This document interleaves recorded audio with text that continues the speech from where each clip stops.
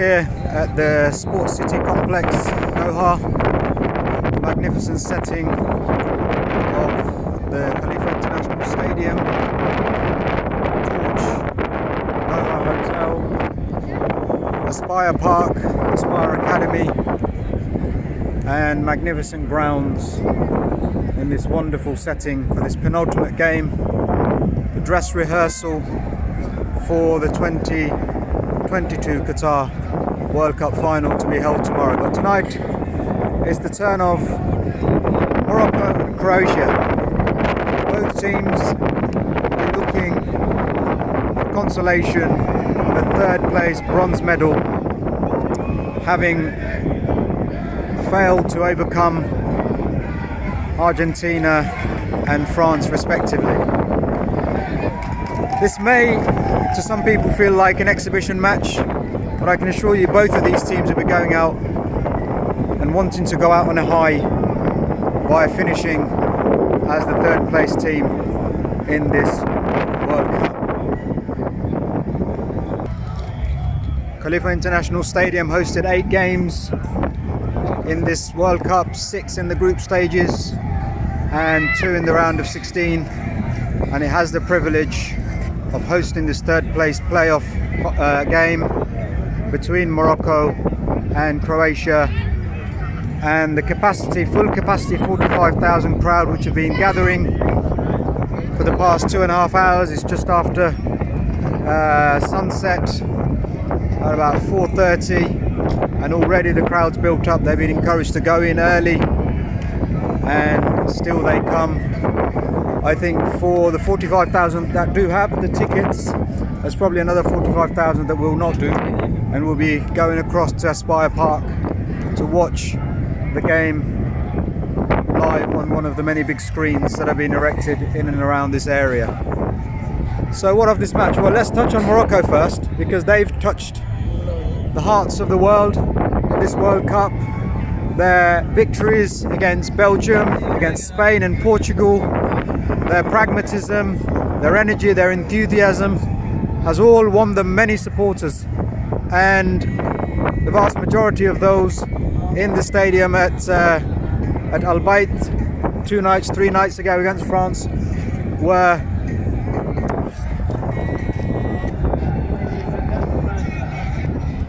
the vast majority of those in attendance at the Al Bayt Stadium against France were hoping that Morocco could pull off yet another victory and become the first African Arab country to reach the World Cup final. That wasn't meant to be, but that doesn't take away their achievement, anything away from their achievement in this World Cup, with fantastic victories against Belgium, penalty shootout against Spain, and of course Portugal. And they will want to finish off here with a victory against Croatia, who they drew with in the group stage, as they were in the same group together, though that particular match was probably not particularly memorable. But they'll certainly want to make sure that this one is, and they go out on a high. Croatia also, having finished third in 1998 and second last year, were hoping that they would make yet another final, but that wasn't meant to be. They were convincingly beaten by Argentina 3-0, and again, like Morocco, they'll want to finish off on a high here. So this game is by no means a dead rubber.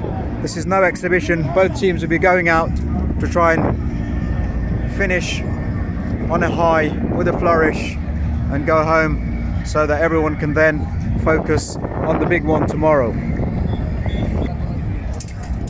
Morocco's achievement at this World Cup cannot be understated. They have become they became the first African Arab country to reach the semis, and they played some fantastic football, showed a great deal of resilience, and their biggest achievement, in addition to reaching the semi-final, is the impact they've had on not just in Qatar but throughout the Middle East and Africa and around the world, where countries have taken to them, everybody that's here, the neutrals here in Morocco, here in Doha, in Qatar, adopted Morocco as their second team. And as more and more teams fell by the wayside, we're left to the last 4, and the neutrals team was most definitely Morocco. they've done a lot more than just play football here, of course. They've managed to, as I said, unite people of all colours, races, creeds, religions with their positive messages, the way they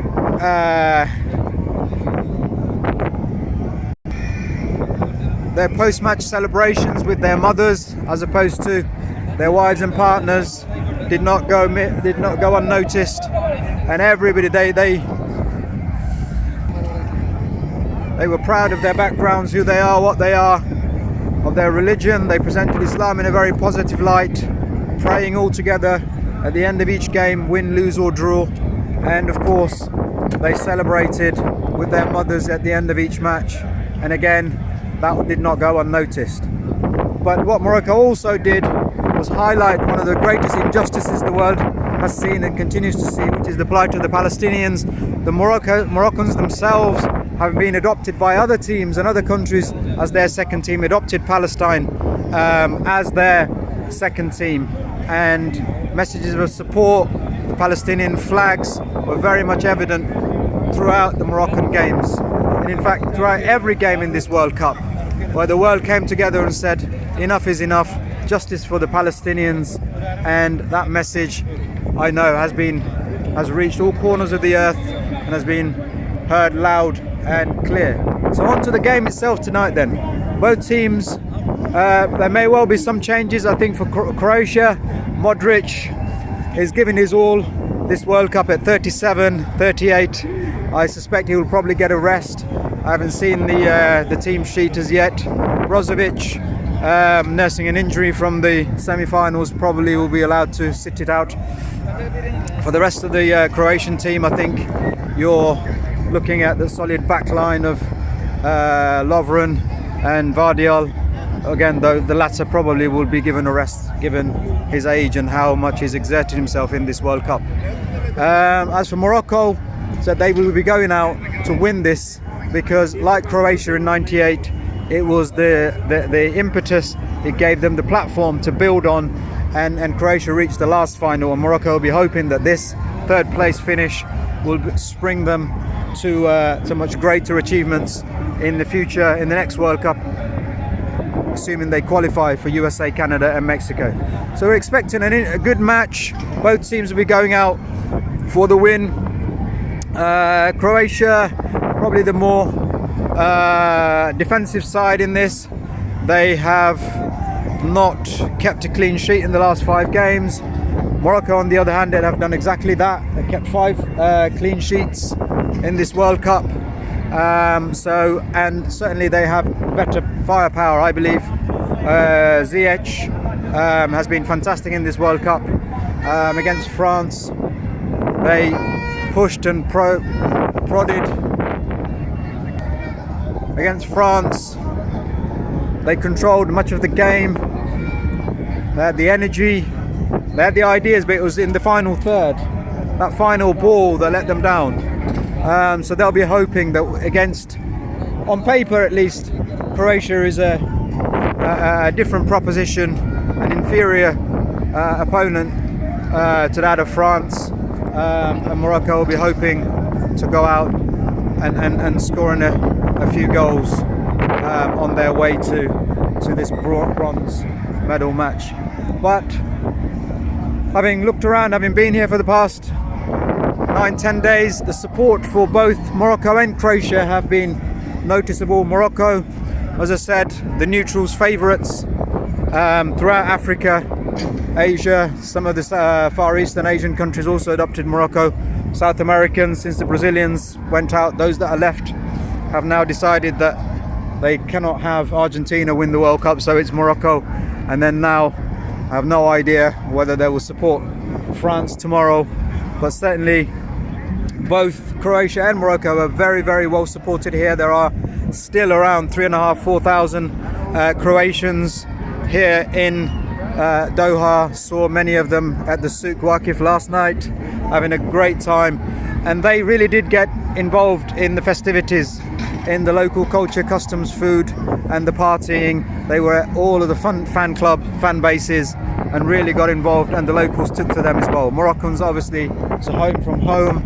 They made this their own. This was their World Cup. This is their home World Cup, and they have done a fantastic job. And as we push towards just over an hour before kick-off, the crowds are certainly piling into the Khalifa, 45,000 Khalifa International Stadium, and the rest without tickets are making their way into the various fan zones to watch it on the big screen. But this is a beautiful setting here in Sports City, a fantastic arena at the Khalifa Stadium, and the shadows of the torch Doha, the metro station directly in front of the stadium, and the surrounding area. I've done a separate video which talks about the Aspire Academy, Aspire Park. The 88-hectare Aspire Park just sits behind Khalifa Stadium, and the internationally renowned Khalifa Aspire Academy, which has been modelled on the Barcelona Academy, and they want to be churning out the next superstars from the Middle East and Africa. This area also houses a number of sports science, sports therapy, rehab centres, aquatic centre, 50-metre Olympic pool, amongst a whole host of other facilities. And as I said, I've done a separate video, and you can have a look at that. This complex is also right next to the Villaggio Mall, which is a huge shopping centre and forms part of this wider area. So I'm going to now go and join the queue for security and go in and watch this third place game. But the excitement and all the conversation here in Doha is about the final tomorrow, the showpiece final between France and Argentina. Messi versus Mbappe, the master versus the apprentice. Can Messi finally break the hoodoo and win his first World Cup? It may be his last as well. At age 35, he's unlikely to be featuring another one. Meanwhile, Mbappe, already a World Cup winner at the age of 19, will be looking to add his second, with only Pele having achieved that feat. So a lot riding on it. I'll do a separate review of the final before the game tomorrow, and an analysis of this third place game between Morocco and Croatia straight after the game. Wherever you're watching it from, wherever you are, stay safe, enjoy the game, and look forward to coming back to you with a preview and report from the World Cup final tomorrow, Sunday 18th of December at Lusail International Stadium, Lusail. See you again soon.